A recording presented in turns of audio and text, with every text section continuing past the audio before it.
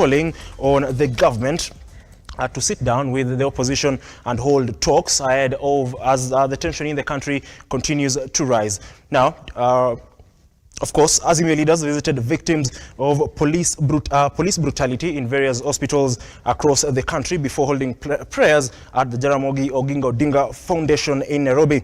Now, the leaders have condemned the police for use of excessive force on their supporters and having vowed to seek justice for the victims of course, police brutality both locally and internationally, as our reporter Henry Tende now files.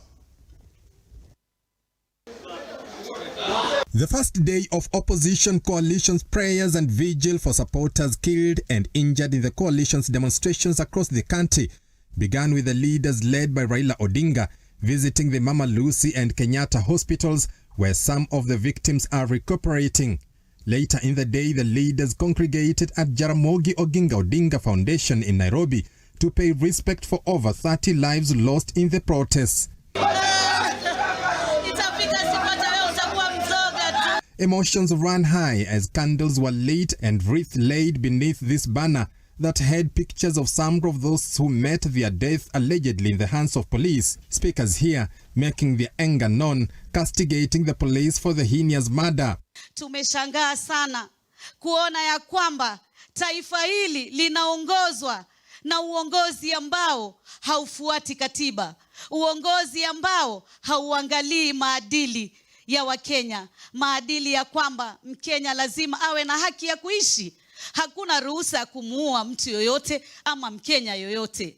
Leo nasikitika kuona vijana wetu, vijana zaidi ya 50 wakipigwa marisasi, wakiuawa, wamekuwa tortured.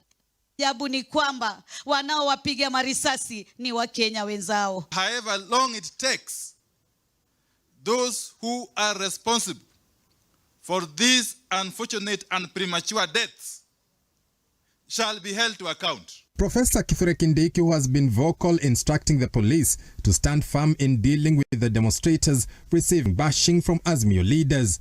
Interior Cabinet Secretary Professor Kithure Kindiki, I don't know what has gone to him, seems to love that brutality and takes pride in it.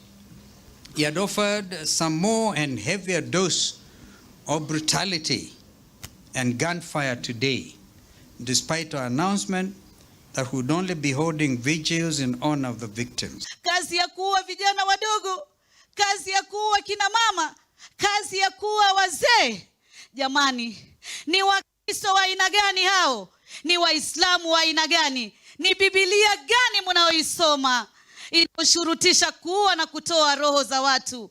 Ni Kurani gani mnaoisoma inayoshurutisha kutoa roho za watu na kuua watu? And yet you call yourselves Christians, and yet you call yourselves Muslims. The opposition team is standing firm that all those involved will be held to account one way or the other.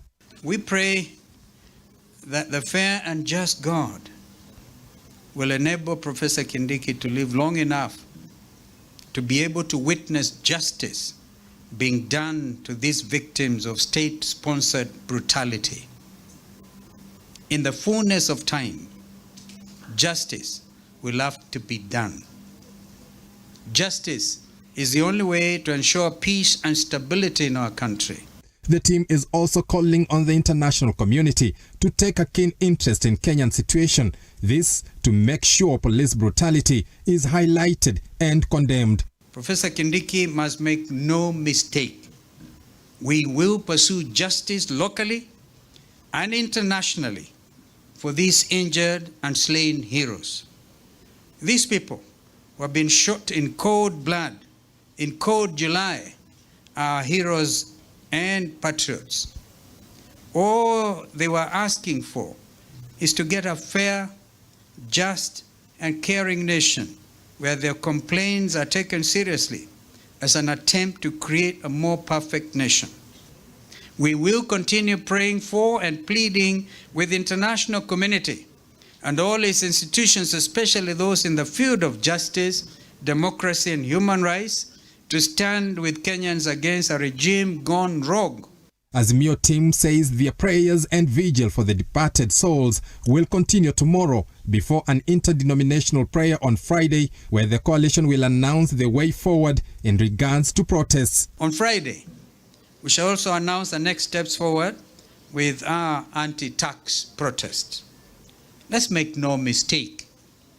Kenyans are still hurting, and we shall not relent until this regime acknowledges this grim reality of suffering and agrees to repeal the infamous Finance Act.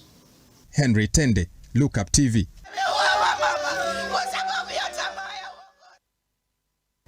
Apologies for the mix-up. Of course, that was a story of the